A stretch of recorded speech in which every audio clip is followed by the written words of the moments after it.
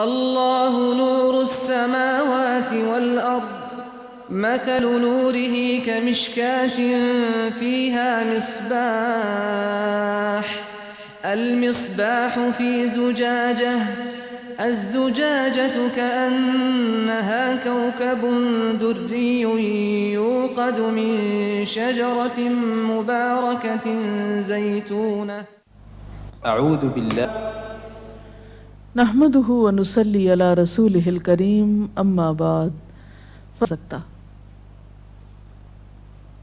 ہر انسان پر کسی نہ کسی وقت ایسی چیز آتی ہی ہے جو اسے ناگوار ہوتی ہے، جو اسے ناپسند ہوتی ہے،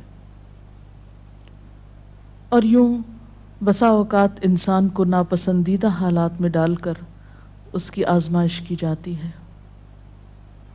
قرآن پاک میں اللہ تعالیٰ فرماتے ہیں وَنَبْلُوكُمْ بِالْخَيْرِ وَالشَّرِّ فِتْنَةً، ہم تمہیں اچھے برے حال میں مبتلا کر کے تمہاری آزمائش کریں گے۔ ایک اور جگہ پر فرمایا خَلَقَ الْمَوْتَ وَالْحَيَاةَ لِيَبْلُوَكُمْ أَيُّكُمْ أَحْسَنُ عَمَلًا، اس نے موت اور زندگی کو بنایا تاکہ وہ تمہارا امتحان لے کر دیکھے، تمہیں آزما کر دیکھے کہ تم میں اچھے کام کون کرتا ہے۔ اچھے وقت میں، اچھے حالات میں اچھا بننا، موافق ماحول میں، خوشگوار حالات میں، یہ مشکل نہیں ہوتا، لیکن اس وقت اچھا بن کے دکھانا جب انسان پر ایسے حالات آئیں جو اس کے لیے تکلیف اور پریشانی کا باعث ہوں، اس کی مرضی کے مطابق نہ ہوں، ایسے میں ہی کسی انسان کا صحیح طور پر پتہ چلتا ہے کہ وہ دراصل کیسا انسان ہے۔ اب جب بھی کوئی مشکل آتی ہے یا مصیبت آتی ہے تو اس وقت انسان کے سامنے دو راستے ہوتے ہیں۔ ایک تو یہ کہ اس مشکل یا مصیبت کا صحیح طور پر مقابلہ کرے، اس میں مثبت رویہ اختیار کرے، صبر سے کام لے، اور دوسرا راستہ یہ کہ انسان اس پر چیخے چلائے، پریشان ہو، حواس کھو بیٹھے، مایوسی کا شکار ہو۔ اب ان دونوں راستوں کو دیکھ کر آپ خود فیصلہ کر سکتے ہیں کہ کون سا راستہ آپ کے حق میں زیادہ مفید ہو سکتا ہے۔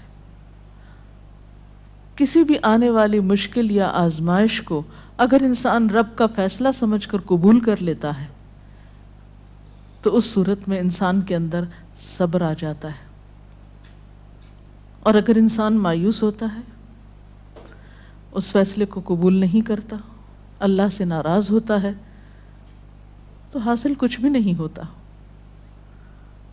اس اجر کو بھی چھوڑ بیٹھتا ہے جو صبر کی صورت میں اسے اس مصیبت پر مل سکتا تھا، اس سے بھی ہاتھ دھو بیٹھتا ہے،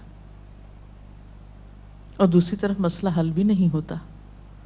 اس کے برعکس جو لوگ مصیبت پر صبر کرتے ہیں ان کے بارے میں قرآن پاک میں آتا ہے وَبَشِّرِ الصَّابِرِينَ الَّذِينَ إِذَا أَصَابَتْهُمْ مُصِيبَةٌ قَالُوا إِنَّا لِلَّهِ وَإِنَّا إِلَيْهِ رَاجِعُونَ أُولَئِكَ عَلَيْهِمْ صَلَوَاتٌ مِّن رَّبِّهِمْ وَرَحْمَةٌ وَأُولَئِكَ هُمُ الْمُهْتَدُونَ، اور خوشخبری ان لوگوں کو دیجیے جو مصیبت پر صبر کرتے ہیں اور کہتے ہیں کہ ہم اللہ کے ہیں اور اللہ ہی کی طرف ہمیں واپس جانا ہے۔ ان لوگوں پر ان کے رب کی طرف سے بڑی عنایات ہوں گی اور اس کی رحمت ہوگی، اور ایسے ہی لوگ راہ ہدایت پر ہوتے ہیں۔ گویا مصیبت کے وقت صبر کرنے والا اللہ تعالیٰ کی خاص رحمت اور عنایت کا مستحق ہو جاتا ہے۔ یہاں ایک سوال یہ پیدا ہوتا ہے کہ اگر انسان اللہ تعالیٰ کا محبوب ہے اور اللہ تعالیٰ اپنے بندوں سے پیار کرتا ہے تو پھر انہیں مشکل میں کیوں ڈالتا ہے، ان کا امتحان کیوں لیتا ہے؟ تو بات یہ ہے کہ دنیا میں بھی امتحان کے بغیر انسان کی اصل قدر و قیمت سامنے نہیں آتی۔ مثلاً ایک ماں اپنے بچے سے پیار کرتی ہے لیکن اس کو اسکول بھیجتی ہے، جب امتحان کا وقت آتا ہے تو گھر نہیں بٹھا لیتی، امتحان کے لیے بھیجتی تیار کر کے، اور امتحان سے جب بچہ گزرتا ہے تو ہی وہ پہچانتا ہے کہ اب وہ کس قابل ہے۔ کامیابی امتحان کے بعد ہی آتی، بغیر امتحان کے تو کامیابی کا تصور ہی نہیں۔ اسی طرح ہم دیکھتے ہیں کہ دنیا کی تاریخ میں جس طرح کے بھی لوگ آئے، خواہ وہ نیک آئے یا بد آئے، اچھے یا برے، انبیاء اور صالحین تھے یا فاسقین و فجار تھے، آزمائشیں ہر ایک کی زندگی میں آئیں۔ اس دنیا میں سب کو امتحانوں سے گزرنا پڑا۔ ہاں، یہ فرق ضرور ہے کہ اللہ کے پیاروں نے اللہ کی طرف سے آئے ہوئے امتحان پر کبھی شکوہ نہیں کیا، بے صبری سے اور جلد بازی سے کام نہیں کیا، بلکہ اس کے برعکس صبر سے کام لیا۔ نبی صلی اللہ علیہ وسلم نے فرمایا کہ اذا احب اللہ قوما، جب اللہ کسی قوم سے، کسی گروہ سے محبت کرتا ہے، ابتلاہم، تو ان کو آزما لیتا ہے۔ گویا آزمائش اللہ کی طرف سے کسی ناراضگی کی علامت ہی نہیں، بلکہ بسا اوقات وہ اس کی محبت کی علامت ہوتی ہے۔ پھر فرمایا کہ جو شخص اس پہ راضی ہو جاتا ہے اللہ اس کے لیے راضی ہو جاتا ہے، اور جو ناراض ہوتا ہے اللہ تعالیٰ اس سے ناراض ہو جاتا ہے۔ لیکن وہ لوگ جو کسی بھی دکھ، تکلیف اور آزمائش کے وقت صبر کرتے ہیں تو ان کے بارے میں خوشخبریاں بھی ہیں۔ ایک جگہ پر آتا ہے ان اللہ مع الصابرین، اللہ صبر کرنے والوں کے ساتھ ہے۔ وبشر الصابرین، صبر کرنے والوں کو بشارت دے دو۔ اور قیامت کے دن تو صبر کرنے والوں کا اجر بے پناہ ہے۔ حدیث میں آتا ہے قیامت کے روز دنیا میں عافیت سے رہنے والے جب آزمائش میں مبتلا لوگوں کے اجر کو دیکھیں گے، یعنی قیامت کے دن جو ان کو اجر ملے گا اس کو دیکھیں گے تو تمنا کریں گے کہ اے کاش دنیا میں ہماری جلد کینچیوں سے کاٹ دی جاتی اور ہم بھی صبر کرتے اور آج ہمیں بھی اتنا بڑا اجر ملتا۔ اور اس کے علاوہ جو بھی مصیبت، تکلیف، حتیٰ کہ کانٹا بھی چبھتا ہے بندہ مومن کو تو اللہ تعالیٰ اس کے بدلے میں بھی انسان کے گناہ معاف کرتا رہتا ہے۔ اس لیے کبھی بھی اس بات پر پریشان نہیں ہونا چاہیے کہ کوئی مصیبت جو آ گئی تو یہ شاید اللہ تعالیٰ کی ناراضگی ہی کا ذریعہ ہے۔ نہیں، اسی پریشانی میں آپ اللہ کی رضا کو بھی پا سکتے ہیں۔ نبی صلی اللہ علیہ وسلم نے فرمایا جس مسلمان کو کوئی قلبی اذیت، جسمانی تکلیف، بیماری، رنج، دکھ، غم، کچھ بھی جو پہنچتا ہے، حتیٰ کہ اگر اسے کانٹا بھی چبھ جاتا ہے اور وہ اس پہ صبر کرتا ہے تو اللہ تعالیٰ اس کے بدلے اس کے گناہوں کو معاف کر دیتا ہے۔ اس لیے تکلیف مانگنی تو نہیں چاہیے، عافیت کی دعا پسندیدہ ترین دعاؤں میں سے ہے، لیکن اگر تکلیف آ جائے تو اس پر واویلا نہیں کرنا چاہیے، اس کو اللہ کا فیصلہ سمجھ کر قبول کر لینا چاہیے اور اس وقت صبر سے کام لینا چاہیے۔ اب سوال یہ پیدا ہوتا ہے کہ صبر کیا کیسے جائے؟ تو اس کے لیے شعوری کوشش کی ضرورت ہوتی ہے۔ حدیث پاک میں آتا ہے من یتصبر یصبرہ اللہ، جو صبر کرے گا اس کو اللہ صبر دے دے گا۔ تو گویا سب سے پہلے نیت اور ارادے کی ضرورت ہے، اللہ کے فیصلے کو قبول کرنا، ایکسپٹ کر لینا کہ جو ہونا تھا ہو گیا، آپ اسے تبدیل نہیں اب کر سکتے۔ مثلا کوئی شخص فوت ہو گیا، آپ اس کو دنیا میں لا تو نہیں سکتے، اب کیا اللہ کے فیصلے کو قبول کر لیجئے اور اس طرح بیہیو کیجئے کہ اللہ راضی ہو جائے کہ ہاں اس میرے بندے نے میری بات کو قبول کر لیا، اس کا برا نہیں مانا۔ پھر اسی طرح انسان اپنے رب کی طرف سے ملنے والی نعمتوں کو اس موقع پہ یاد کرے۔ جب ایک چیز جاتی ہے تو بہت سی ہمارے پاس بھی تو ہوتی ہیں، عموماً ہم اس کے پیچھے تو بہت روتے ہیں جو چلی جاتی ہے، اور جو نعمتیں ابھی ہمارے ہاتھ میں ہیں، ابھی ہمارے پاس ہیں، ان پر ہماری توجہ ہی نہیں جاتی۔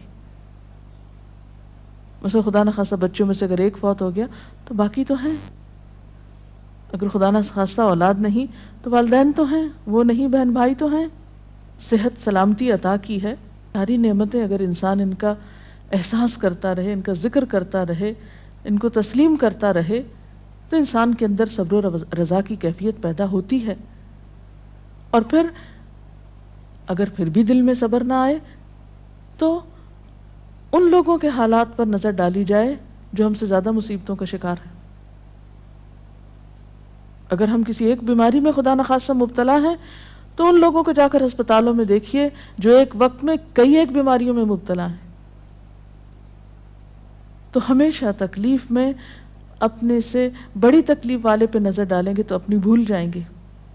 اور اس کے ساتھ ساتھ یہ ہے کہ انسان کو دعا بھی کرتے رہنا چاہیے. قرآن پاک میں بھی ایسی دعائیں ملتی ہیں جیسے ربنا افرغ علینا صبرا وتوفنا مسلمین، ربنا افرغ علینا صبرا وثبت اقدامنا. ان دعاؤں کو بھی پڑھنا چاہیے. اسی طرح حضرت ابن عباس کا بیان ہے کہ نبی صلی اللہ علیہ وسلم جب کسی رنج و غم میں مبتلا ہوتے تو یہ دعا کیا کرتے تھے، لا الہ الا اللہ رب العرش العظیم، لا الہ الا اللہ رب السماوات و رب الارض و رب العرش الکریم. تو اللہ کا ذکر، اس کی دی ہوئی نعمتوں کا شکر انسان کے لیے صبر کے معاملے کو آسان کر دیتا ہے.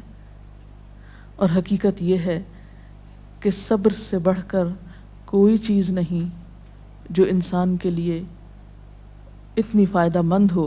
جیسا کہ ایک بخاری کی حدیث میں آتا ہے، ما اعطی احد عطاء ما اعطی احد عطاء خیرا واوسع من الصبر.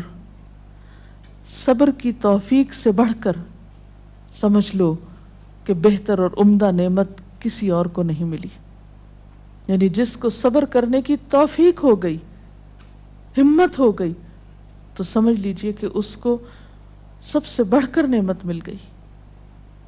یہ توفیق رب کی نعمتوں میں سے ایک بڑی نعمت ہے.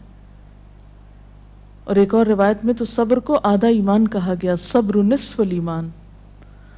اور مومن کا حال کچھ یوں بتایا گیا، یعنی مومن کی شان آپ صلی اللہ علیہ وسلم نے فرمایا کہ مومن کی شان بھی عجیب ہے، اور یہ شان مومن کے سوا کسی اور کو نصیب نہیں ہوتی.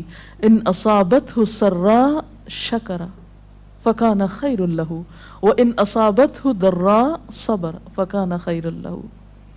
کہ اگر اسے راحت اور خوشی ہوتی ہے تو وہ شکر کرتا ہے، اس طرح اپنی نیکی کو بڑھا لیتا ہے. اور اگر اسے کوئی تکلیف پہنچتی ہے تو صبر کرتا ہے، اور اس سے وہ اپنے درجے بڑھا لیتا ہے. تو گویا صبر ہر حال میں انسان کے لیے فائدہ مند ہے اور انسان کے درجات کو بڑھانے کا ذریعہ ہے. اس کے برعکس بے صبری انسان کے لیے کسی طور پر بھی فائدہ مند نہیں. بے صبری سے کوئی کام نہیں بنتا، بے صبری سے کوئی بھی نتیجہ نہیں نکلتا. آپ تقدیر کے کسی فیصلے کو پلٹا نہیں سکتے. اس لیے صبر کرنا فائدہ مند ہے. اللہ تعالیٰ سے اس کی توفیق مانگنی چاہیے. اللہ تعالیٰ ہم سب کو اپنی عافیت میں رکھے، اور اگر اس کے فیصلے سے کوئی آزمائش زندگی میں آئی ہوئی ہے تو اس پر صبر کے ساتھ اللہ سے رجوع کرنے کی توفیق ملتی رہے. اس سلسلے میں اگر کوئی سوال ہو آپ کے ذہن میں. ایک حالات جو ہمیں بہت ہی کامن نظر آتے ہیں کہ جب کسی کی وفات ہوتی ہے، اور بہت ہی عام دیکھا گیا ہے کہ لوگ بالکل اپنے آپے سے باہر ہو جاتے ہیں. اسے اللہ کی رضا، اللہ کا وقت، جانے والے کا کوئی بالکل انہیں صرف اپنا غم کہ ہم سے یہ چھٹ گیا، اور اتنی استغفر اللہ غلط باتیں کہتے ہیں ان موقعوں پر. اور جب انہیں کوئی سمجھانا چاہے تو وہ اس مینٹل سٹیٹ میں، اس مینٹل فریم آف مائنڈ میں ہوتے نہیں کہ کسی کی بات سننا چاہیں، اور وہ بالکل صبر کا دامن چھوڑے ہوئے ہوتے ہیں. تو اس طریقے سے ان ماحول میں لوگوں کو کیسے ڈیل کیا جائے؟ ایسے سب لوگ اپنے بارے میں سوچیں کہ ان کی اس بے صبری نے ان کو کیا دیا. کیا اللہ کا فیصلہ پلٹ گیا؟ کیا اس بے صبری سے انہیں کوئی اجر ملا؟ کیا ان کی اس بے صبری سے دوسروں کو کوئی راحت ملی؟ جب انسان بے صبری سے کام لیتا ہے تو وہ نہ صرف یہ کہ خود کو پریشان کرتا ہے بلکہ اپنے آس پاس کے لوگوں کے لیے ایک اذیت کا سبب بن جاتا ہے، ان پہ ایک بوجھ بن جاتا ہے. پھر بعض اوقات زبان سے ایسی ناروا باتیں نکالتا ہے کہ اللہ تعالیٰ کو ناراض کر دیتا ہے. حالانکہ دیکھا جائے تو ان ساری چیزوں کے نتیجے میں سوائے خسارے اور ناکامی کے کچھ حاصل نہیں ہوتا. اسی لیے قرآن پاک میں اللہ تعالیٰ فرماتے ہیں والعصر ان الانسان لفی خسر الا الذین آمنوا وعملوا الصالحات وتواصوا بالحق وتواصوا بالصبر. قسم ہے زمانے کی، یقیناً انسان نقصان میں ہے سوائے ان لوگوں کے جو ایمان لائے اور جنہوں نے اچھے کام کیے، ایک دوسرے کو حق کی تلقین کرتے رہے اور ایک دوسرے کو صبر کی تلقین کرتے رہے.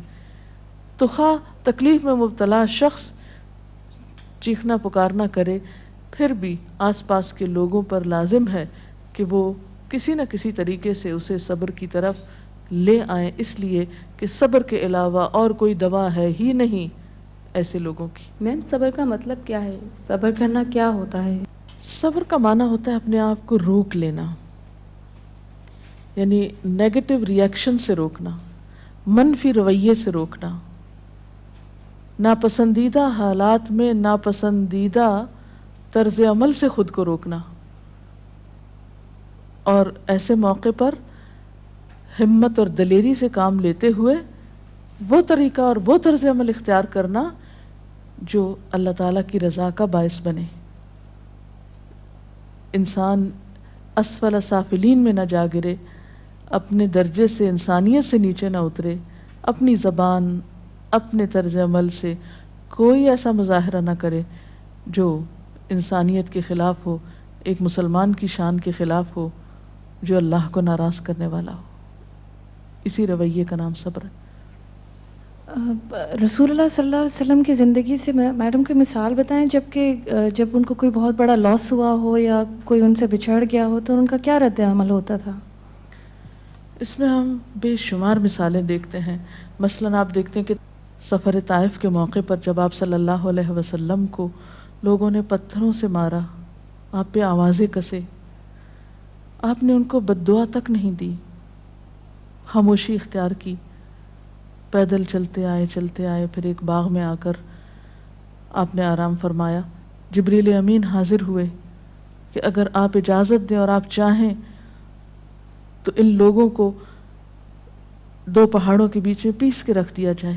لیکن آپ نے اس موقع پر بھی کوئی بات ایسی زبان سے نہیں نکالی، بلکہ کیا فرمایا کہ اللہ ان کو ہدایت دے، شاید ان کی نسلوں میں سے کوئی ایسا شخص ہو جو ہدایت پا جائے. اور ہم دیکھتے ہیں کہ محمد بن قاسم اسی قبیلے سے تعلق رکھتا تھا جس کی وجہ سے سندھ فتح ہوا اور یہاں اسلام کا دورہ ہوا. اثرات کہاں تک پہنچے صبر کے. اسی طرح اپنی اولاد کے معاملے میں آپ کے بیٹے ابراہیم، جن سے آپ کو بہت پیار تھا، جب وہ فوت ہوئے تو وہ آپ کی گود میں تھے اور آپ کے آنسو ٹپ ٹپ گر رہے تھے. لوگوں نے دیکھا تو کہا اللہ کے رسول صلی اللہ علیہ وسلم آپ بھی روتے ہیں؟ فرمایا کہ ہاں، یہ تو رحمت کی علامت ہوتی ہے. آنکھ آنسو بہاتی ہے، دل غمگین ہوتا ہے، لیکن زبان سے وہی نکلے گا جو اللہ کی رضا ہوگی، یعنی زبان سے کوئی ناپسندیدہ بات نہیں نکلے گی. اسی طرح جنگ احد کے موقع پر جب آپ کا دانت شہید کر دیا گیا، اس موقع پر بھی آپ نے کس طرح صبر و رضا سے کام لیا. تو گویا خواہ کوئی جسمانی تکلیف ہوئی آپ کو، یا اولاد کی طرف سے تکلیف اور غم پہنچا، یا اللہ کے راستے میں جب کہیں ستائے گئے، تو کسی بھی موقع پر آپ نے کبھی کوئی ایسا طریقہ اختیار نہیں کیا کہ جو اخلاق سے کم ہو. اسی لیے آپ کو یہ اعزاز نصیب ہوا کہ انک لعلی خلق عظیم، بے شک آپ اخلاق کی عظمتوں پر فائز ہیں. اور واقعی بہترین اخلاق اس وقت کسی کا پتہ چلتا ہے، اور بہترین اخلاق والا وہی ہو سکتا ہے جو ایسے موقع پر بہترین اخلاق کو ثبوت دے جب حالات اس کے موافق نہ ہوں، اس کے خلاف ہوں، اس کے نفس کو ناگوار ہوں، اس کے لیے تکلیف دہ ہوں، پریشان کن ہوں. جی کوئی اور سوال؟ یہ صبر کے معاملے میں ہم عورتیں جو ہیں عموماً بے صبری کا زیادہ مظاہرہ کرتے ہیں، خاص کر جیسے کہیں اموات ہو جائے یا کچھ ہو جائے. لیکن کچھ ایسی خواتین بھی ہوتی ہیں جو اس وقت بہت زیادہ صبر کرتی ہیں، لیکن پھر وہی ہماری جو ہم عورتیں جو ہیں اس وقت اس کو یہ تانا دیتی ہیں بہت سنگ دل ہے، سخت دل ہے، اور وہ الٹا اس کو متاثر ہونے کے بجائے، اس کو زیادہ اس کو کرنے کے بجائے اس کو تانے دے کے معاشرے میں اس کا جینا زیادہ. تو اس معاملے میں جو ہے امہات المومنین کی کوئی ایسی مثالیں ہوں جو کہ بھئی اس طرح انہوں نے تکالیف میں صبر کیا، اور ہم عورتوں کا ایسے معاملے میں کیا کردار ہونا چاہیے کہ ایسے جو صبر کرتی ہیں خواتین. اس میں آپ دیکھیے کہ حضرت ام سلیم ہیں جن کا بچہ بیمار ہے، شوہر بیمار بچے کو چھوڑ کر جاتے ہیں، واپس آتے ہیں تو بچہ فوت ہو چکا ہوتا ہے. بیوی بہت صبر سے کام لیتی، یعنی ام سلیم جو ہیں بہت صبر سے کام لیتی ہیں، بچے کو ڈھانپ دیتی ہیں، شوہر کا استقبال کرتی ہیں، ان کو کھانا کھلاتی ہیں، آرام کرنے دیتی ہیں، اور پھر بہت عمدہ طریقے سے ان سے کہتی ہیں کہ اچھا ابو طلحہ یہ بتاؤ کہ اگر کوئی شخص تمہارے پاس اپنی امانت رکھے اور پھر امانت لینے کے لیے آ جائے تو تم کس طرح واپس لوٹاؤ گے؟ تو کہنے لگے کہ خوشی کے ساتھ لوٹاؤں گا. پوچھا تم ناراض تو نہیں ہوگے کہ وہ اپنی امانت کیوں لینے کے لیے آگے، یعنی واپس کیوں لے رہا ہے؟ کہا کہ نہیں، ناراضگی کس بات کی؟ تو کہنے لگے کہ دیکھو تمہارا بچہ تمہارے پاس اللہ کی امانت تھا، تمہاری ملکیت نہیں تھا، اللہ کی طرف سے ایک نعمت ملی ہوئی تھی، اللہ تعالیٰ نے اس کو واپس لے لیا. یعنی کس قدر خوبصورت انداز میں وہ اپنے بچے کی وفات کی خبر اپنے ہی شوہر کو دیتی ہیں، کوئی رونا دھونا نہیں، کوئی واویلا نہیں، کچھ بھی نہیں. اسی طرح جنگ احد میں ایک صحابی ہیں جن کے شوہر، جن کے بیٹے، جن کے باپ، جن کے بھائی شہید ہوتے ہیں، ان کو ہر ایک کی شہادت کی خبر سنائی جاتی ہے، لیکن وہ کہتی ہیں مجھے اللہ کے رسول صلی اللہ علیہ وسلم کے بارے میں بتاؤ کہ ان کا حال کیا ہے. اتنے رشتوں کے جانے پر کس قدر صبر سے کام لے رہی ہیں. ایک نہیں بے شمار مثالیں ایسی ہیں، اور اسلام تربیت بھی ایسے ہی کرتا ہے انسان کی. عرب کی ایک مشہور شاعرہ ہیں مرثیہ نگار. دور جاہلیت میں ان کا بھائی صخر فوت ہو گیا، بھائی سے بہت محبت تھی. اس کے فوت ہونے پر بہت دردناک مرثیہ لکھا. کہتی ہیں کہ این یجودا ولا تجمدا الا تبکیانی لصخر الندی، اے میری دونوں آنکھوں بس بہتی ہی رہو، کیا تم صخر بھائی کا نام تھا، صخر کے لیے روگی نہیں جو بہت ہی سخی تھا، خود بھی روتی تھی اوروں کو بھی رلاتی تھی. اور اس کے ساتھ ہی یہ کہ سیاہ رنگ کی کہتے ہیں کہ اس نے چولی پہن رکھی تھی کہ مرتے دم تک نہیں اتاروں گی، یعنی ہر وقت ایک غم کا سمبل بنی ہوئی تھی. جب اسلام لائیں، ایمان لائیں، تو اس کے بعد ایک جنگ میں ان کے 4 بیٹے اکٹھے شہید ہوئے اور ایک آنسو نہیں بہایا. انتہائی صبر کا مظاہرہ کیا. وہ خاتون جو دور جاہلیت میں ایک بھائی کی وفات پر مسلسل روتی تھی، ایمان لانے کے بعد اس پر بھی صبر آ گیا اور اپنے بیٹوں کی شہادت پر اللہ کا شکر ادا کیا. اور صخر کے لیے پھر جب کبھی روتی تھی تو کہتی پہلے تو میں اس کی موت پہ روتی تھی، اب اس بات پہ روتی ہوں کہ وہ حالت کفر میں فوت ہو گیا، اس کی آخرت کا کیا ہوگا. تو جس شخص کو غم آخرت لگ جائے وہ دنیا کے غم بھول جایا کرتا ہے. اور یہ ایمان ہی ہے سچا ایمان جو انسانوں کو اندر باہر سے بدلتا ہے. اللہ تعالی ہمیں بھی بہترین مومن بنائے. اس کے ساتھ ہی آج کا پروگرام ختم ہوتا ہے. اجازت چاہتے ہیں. السلام علیکم ورحمۃ اللہ وبرکاتہ.